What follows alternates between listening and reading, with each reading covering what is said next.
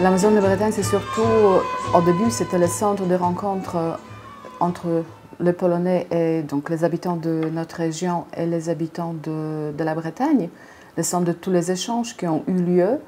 Maintenant, parce que nous existons depuis 20 ans, notre fonction, c'est cette allergie, puisque les gens sont curieux et nous sommes curieux aussi des autres régions en Europe. Et nous sommes ouverts de plus en plus à la culture française, à la culture d'autres régions de la France et aussi d'autres régions de l'Europe. Effectivement, la Maison de Bretagne peut surprendre en plein centre d'une ville polonaise, mais je pense que c'est un très bon exemple d'une coopération décentralisée, une vraie coopération décentralisée. Parce que nous voyons l'intérêt qui vient avec la découverte d'une culture, d'une tradition, d'une identité, que ça enrichit énormément les gens, que ça donne pour eux l'idée d'une autre vie, d'une autre culture. Et ça le provoque à se poser des questions vis-à-vis de leur attitude. La découverte de l'Europe, de sa culture, par un approfondissement réel dans cette démarche est très très enrichissant. Nous sommes un peu éloignés de la capitale, nous avons peut-être de mêmes attitudes vis-à-vis d'une capitale qui nous impose quelque chose. Nous voulons être, nous avons notre fierté, notre idée à comment vivre. Et je pense qu'il y a peut-être une similitude dans l'accueil. L'accueil, je crois, en Bretagne, très cordial. J'espère que chez nous aussi, les gens sont très accueillants. L'organisation de plusieurs manifestations consacrées à la Bretagne, concerts, ateliers de danse, de la musique, de théâtre. Nous avons déjà produit plusieurs spectacles qui ont été inspirés par les légendes bretonnes. C'est fait par les élèves de la ville et c'est présenté après en Pologne dans le cadre de festivals nationaux.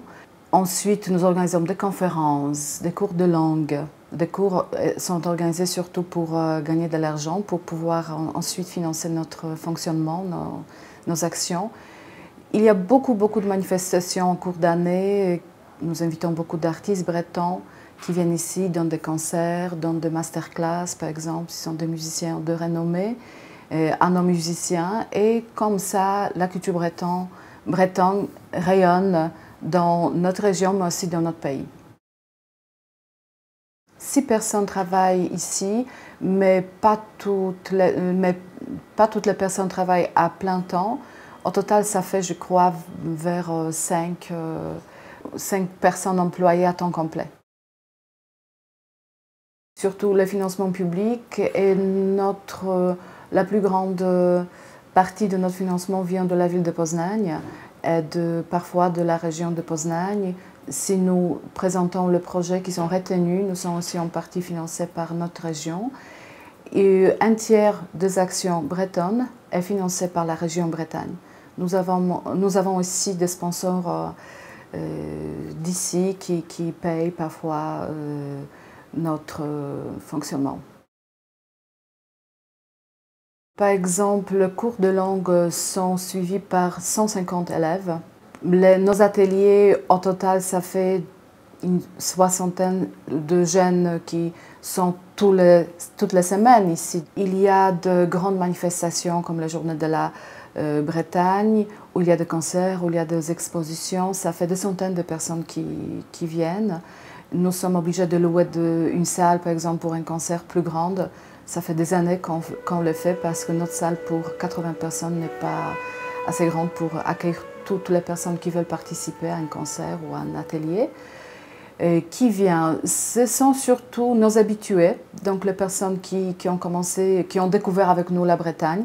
Ils connaissent la Bretagne bien, ils connaissent bien les danses, la musique, mais ils se sont attachés. Et sont des personnes qui sont pour nous comme vraiment des amis, on se connaît. Ça fait un milieu, je dirais, nombreux, très intéressant parce que ce sont des personnes bien éduquées, personnes ouvertes à l'Europe, de métiers très différents. et de l'âge, je dirais, trentaine, quarantaine. Il y a aussi un groupe de personnes âgées. Ils viennent chez nous aussi et ils apprennent le français. Nous accueillons aussi beaucoup d'élèves pour qui nous préparons des conférences sur la Bretagne ou sur la France. Donc c'est leur première découverte.